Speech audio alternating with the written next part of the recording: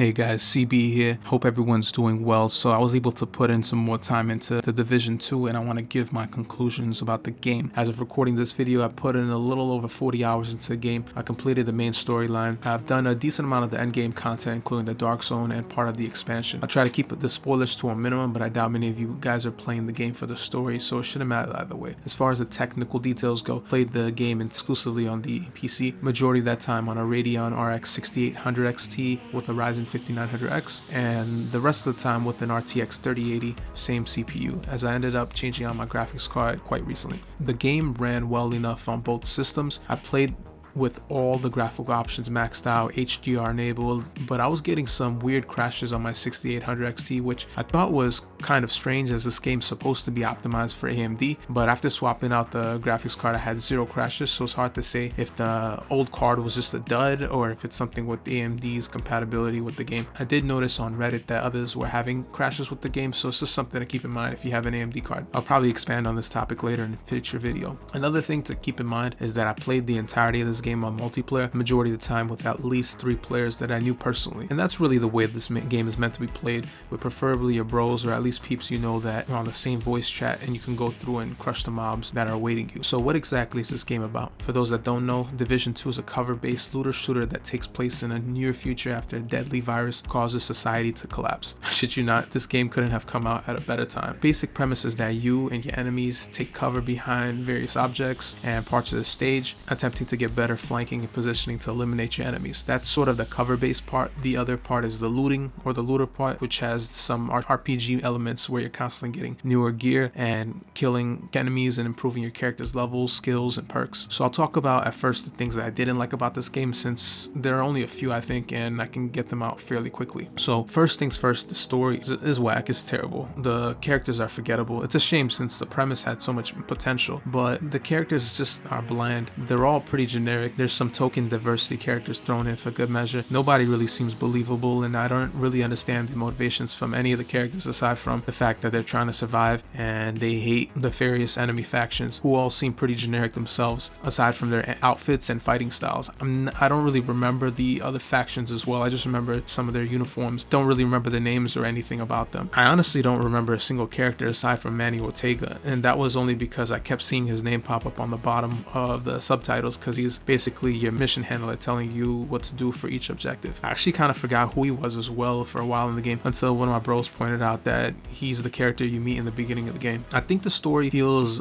pretty forgettable because the game's cutscenes aren't really presented well. They seem very detached from the rest of the game. For example, you'll enter a room where your character is silent, has no agency or actions, and just listens to another character give a monologue or argue with another character without any actual input from the player character. It just doesn't feel right, and it doesn't match with how aggressive or badass your character is throughout the game. I mean, your character is killing countless enemies with reckless abandon, taking back certain control points that other characters couldn't do, and after you complete these things, there isn't even a damn, I can't believe you did this, or thanks for doing this. It's just sort of a let's go to the next objective, and it just doesn't make sense because your character's sitting there like a signpost when important discussions about strategy and planning take place. I also didn't dig the shaky cam sort of effect they were going for. They were kind of going for that Born Identity vibe, but it doesn't seem to work here because at the end of the day, it's just a cutscene where a bland character tells you what you need to do next. Personally, I would have liked if your character was given a voice, or at least given some choices in dialogue. That wasn't possible for whatever reason. At least have the entire crew that you're with be present in the cutscenes, kind of like how GTA Online does it for their heists. That way the cutscenes would seem more immersive, and at least you can comment with your boys how your character looks in comparison to your crewmates, and the cutscenes would seem a little bit more interesting as you're probably playing with the crew in the first place. Another thing that I thought was strange about the story is that I constantly felt like I was the bad guy in the story. There was multiple factions where they were trying to grow crops or had greenhouses or things like that in settlements, and I kind of felt like the US military going in and invading these people, taking over their property, taking over their things, and I felt like I was the tyrant in the story. Not sure if they were going for that, but it's just a vibe I kind of got, feeling like I was the aggressor taking over and, you know, trying to rebuild the tyrannical empire. At the end of the day though, for a game like this, the story is really really an afterthought. Nobody's playing this game for the story.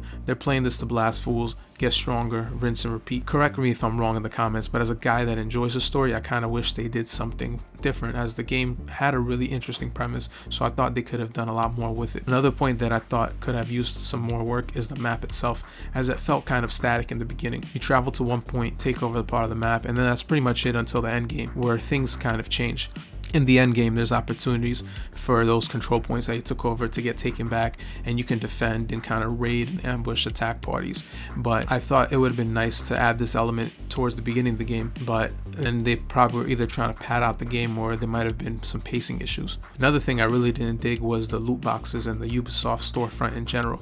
There's a bunch of different types of currency that really cheapens the experience of the game. So much of this game is well polished and incredibly detailed, and I'll get into that later, but it's pretty bad when you scroll over your apparel to change your character's appearance and then a storefront that reminds me personally of a damn mobile phone game comes up. I know that they planned this game as a live service game, but I think that the game would have done a lot better without all the loot crates and everything being thrown in so early in the game. Luckily, it isn't too intrusive. As a player, you don't have to really interact with it at all, and the game has enough content to establish itself as a fully fleshed out game, so it doesn't feel like a live service game. Speaking of storefronts, you have to download the Ubisoft launcher for this game, which is its own application.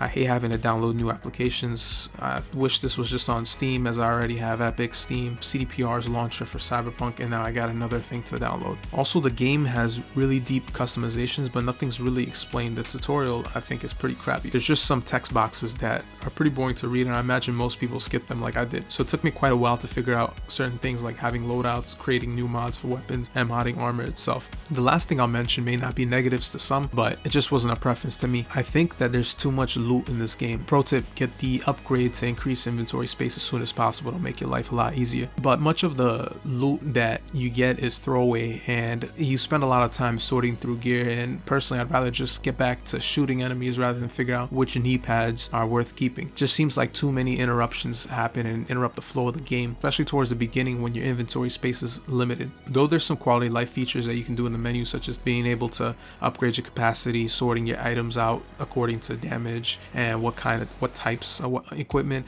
and marking stuff for junk, and then sort of mass selling or mass dismantling it for parts. I think maybe just having less but more meaningful loot would have been nice, but again, that's just me. I know there are a lot of people that love the constant loot drops, and that's sort of the nature of this game, and those are really my major complaints for the game. So if those didn't sound too bad, then I think you're really in for a treat, because the game does a lot of things well, one of them being the level design. So the game setting is a post-societal collapse of Washington DC, so there's tons of debris, abandoned cars, and other barricades that act as believable stages for the various gunfights. Quite often in games like this or in other looter shooters, there's random pieces of cover thrown about for game design just to make an interesting level, but I usually feel like they're just tacked on for the sake of the level itself, and they don't seem like they fit in the world itself. Sometimes I would just see a random wall in the middle of nowhere and my brain will go, yep, there's gonna be a firefight here. In this game though, there's plenty of cover as well, and it works on a functional level. There's usually high ground and plenty of opportunity for flanking, but the beauty of it is it all seems believable as it fits perfectly within the game's setting. Speaking of beauty, the graphics in this game are outstanding. The amount of detail and graphical quality is superb. There's trash on the streets, cracks within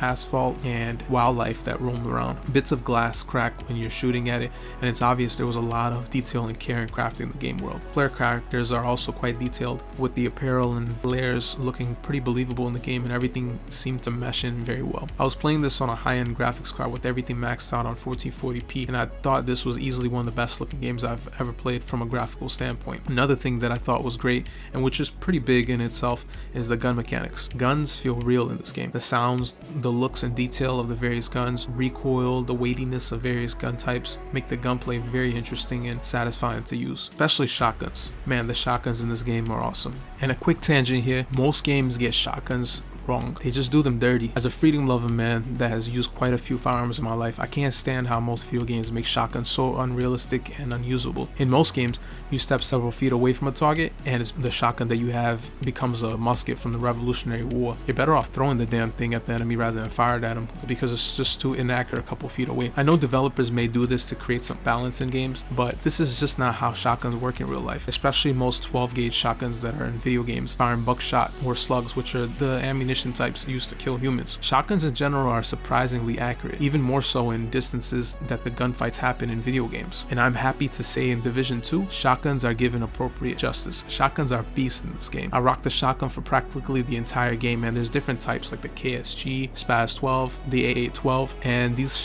various shotguns create variety within the shotgun weapon type. And I'm telling you, shooting someone in the face with a shotgun is alone worth the price of the game. I hope in the sequel they add gore in the game, because that would make the series legendary, especially with shotguns. Aside from shotguns, there's automatic rifles, semi-auto rifles, precision or sniper rifles, pistols, both semi-auto and auto, SMGs and LMGs, and also the special weapons like grenade launchers, flamethrowers, and crossbows. There's a huge amount of variety that allows for multiple playstyles and ranges, and nearly all the gun types are viable, so a lot of it comes down to what you prefer as a player, and this is an excellent design choice. I stuck with shotguns because of the aforementioned reasons, and also semi-auto rifles and automatic rifles for the majority of my playthrough. In addition to the various firearms, there's also abilities which really add flavor to the game. There's a bunch of different types, my favorite being the aerial drone and the ballistic shield and the placeable turret. You can select 2 of each, and between each of these gadgets there's variants of each type which further customize them. For example, the aerial drone has an assault variant that has it equipped with a machine gun, and then there's also a healing variant. This allows for some deep customization and different roles in the party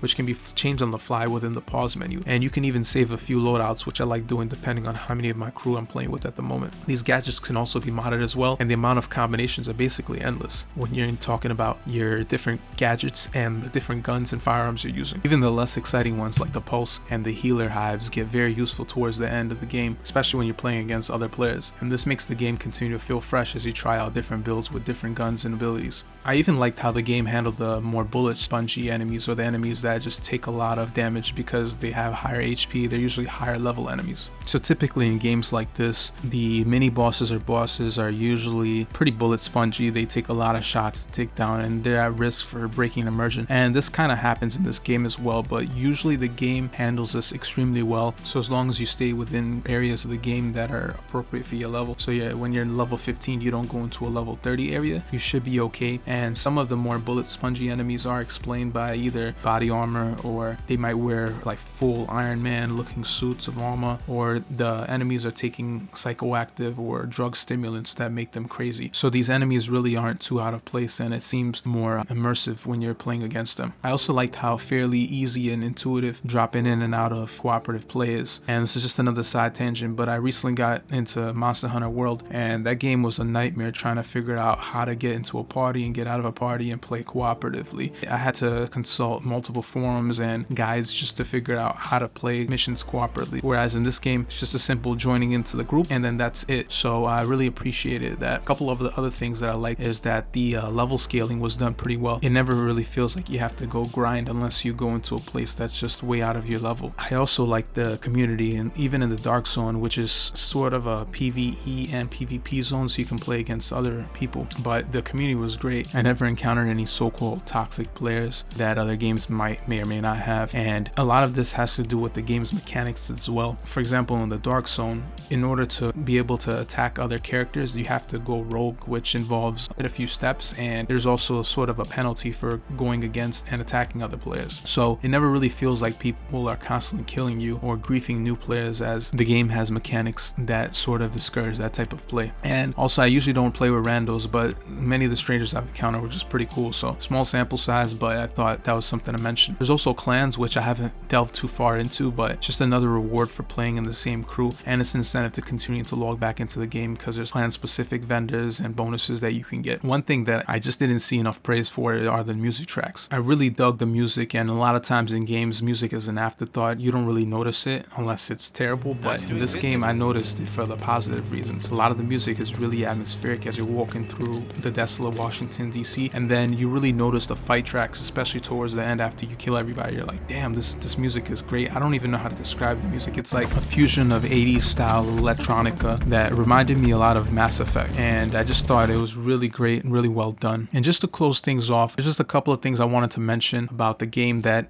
I'm not really sure if it was a bad thing or a good thing, but one of the things, this is sort of a slight spoiler, but at the end of the game, there's a faction after you take over everything that comes in and just takes everything back over again. So it didn't really make much sense how quickly they could do that, but I guess it's just a way to prolong the end game, and you kind of have to go and take over everything all over again, but taking it from a different faction. This faction is a lot more interesting, a lot more powerful, and they have more unique abilities, but it's just kind of monotonous to kind of take everything back over and repetitive. I didn't really like that too much, but I know some players like the grind of things, and fighting the new enemies or fighting the new faction in previous levels might be something that appeals to you. Also, I didn't like really the inventory sharing system in this game. There's a lot of restrictions on how you can share items with other players, but I know this is probably just a way to keep people from breaking the economy of the game, but it just seems like it limits player choice because it gives some arbitrary rules on, you know, after you pick up an item, you can only share it within a certain period of time, and if you mod an item, you can't trade it to somebody else or share with somebody else. And I know this is also probably just to promote their own storefront and selling their own skins and other items on their microtransaction store, but I didn't really like that too much either. But again, that's not something that's a big deal because it's not such a huge aspect of the game. Last thing I want to talk about is the price point. So I bought this game originally on sale for $19 US, which included the expansion pack that I really haven't delved too far into. But I have to say, even if I don't go through that content and I don't finish it, I'm still extremely satisfied with the purchase. The base game could have been bought at $8 or $9 at the time of the sale, which is a steal. Even at $19 or $20, if I don't touch the expansion, I still think it's a fair price. So if I had to rate this game against like price point of $20, I still think it's worth a buy, despite all the flaws of the story, the loot mechanics, and some of the design choices like the microtransactions in the storefront. The game's really fun, engrossing. It's an excellent co-op shooter, and I think it's one of the best co-op shooters I've played in years, and I wholeheartedly recommend it, especially at the price point you can have at the sale. I would definitely wait for a sale though. I don't know if it's worth like a $30 or $40 purchase, but if you could find it at between $8 and $20, it's definitely worth picking up. And if I had to give this game a score, I would easily give it an 8 out of 10. So that's just what I think of Division 2. Let me know what you guys think. I definitely look forward to Division 3 when it eventually comes out. And if you guys disagree or agree with me, let me know in the comments below, and stay tuned for more. Appreciate it. Peace.